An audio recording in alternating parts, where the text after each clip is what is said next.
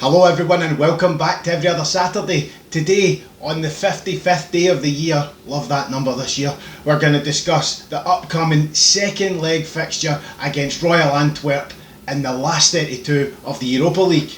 Now we're going to dive into both teams and we're going to see exactly what's there, what we need to look at to try and get us in and match last year's last 16 effort. Now guys, this one's up a little bit later than usual. It's probably you'll end up seeing this on the day of the game. Can only apologise, you know the score.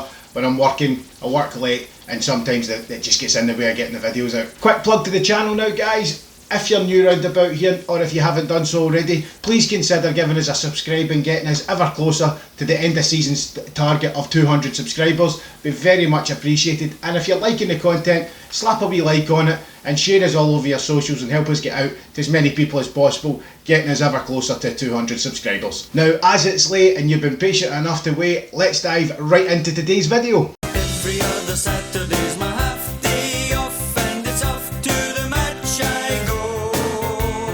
Happily we wander down the coastline.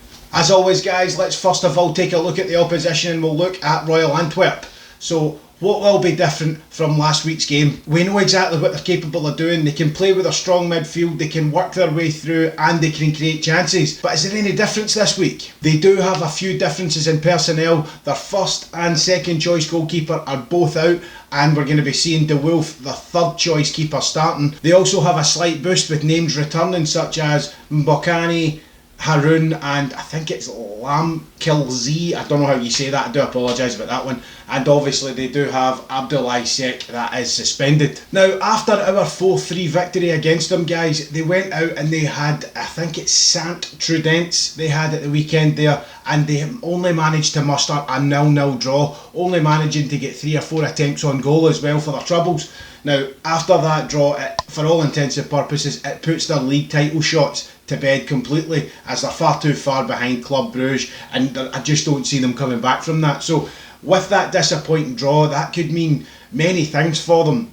They could focus on this game a wee bit more and try to push through to try and use the Europa League as their only way of getting anywhere forward in the season, or they could regress back into themselves, and I'm slightly thinking it's going to be a mix of the two.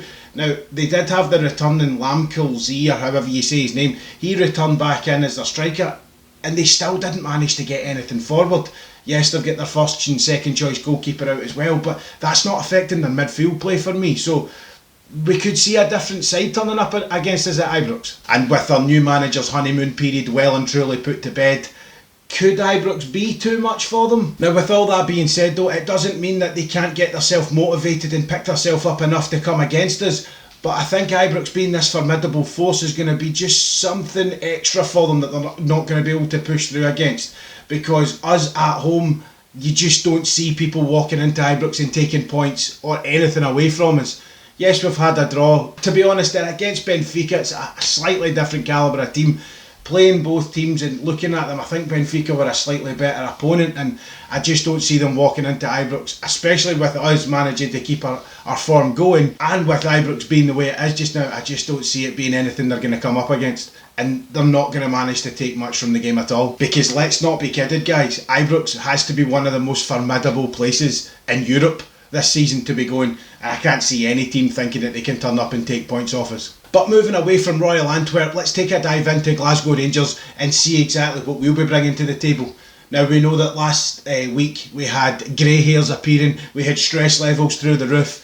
Now we understand that this game's probably going to have the same effects to it as well. We're going to probably still be on the edge of our seat at parts, but I think with having Ibrox on our side, being able to get into the weekend and getting the strong 4-1 win, managing the squad the way I said that we should have to, I feel that there's a lot more going in our favour, especially being at Ibrox, us keeping going. I feel that this could be the time for maybe a strong win again to take us through to that last 16. As even with their returning players coming back in, I feel that the midfield is going to be controlled that wee bit better, as we know what they're going to be bringing to the table. If we control that middle of the park, we take the game away from them, because this is where they were managing to slide balls through and get their chances to come from. Need to watch their set pieces as well, because we know how dangerous they can be from set pieces.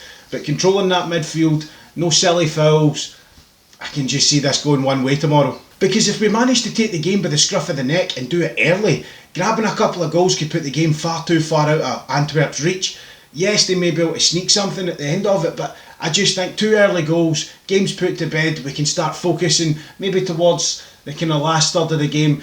Get it done early, put it away, and we can start focusing on game management again and player management, making sure that we're not getting into this intensive run of games that is coming up, and making sure that we're not going to start losing any players to silly injuries, because we can't afford that now with such a tight congested fixture list coming up. Taking a look at the team lines from us, we're not expecting anything that we're not already aware of. We've got Jack, we've got Roof, and we've got Tavernier out. Probably a few weeks for all of them, so we were expecting that, and I'm pretty sure that we all could guess what the starting 11's going to be. But with that, let's take a quick look over and see what the starting 11 could be. In between the sticks, as always, will be McGregor. The back four will be business as usual, with Balogun still covering for Tav, the ever-present Connor Golson with the armband again, Halander, and the penalty scorer from last week, Barisic. In the midfield, I reckon we'll see the three of Kamara, Davis, and last weekend's man of the match, Joe Aribo. Let's hope we see more of that style of football again, because it was fantastic. The front three, we will see Yanis Hadji, Kent, and Morelos.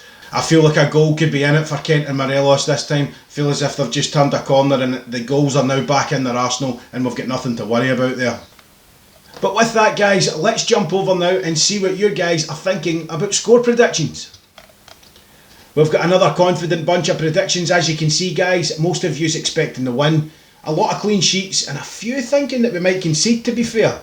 Taking a look at, we've got Scott McFarlane going for 2 each. We've got Alan Carson saying 2-0. And we've got George Lamond going for 3-1.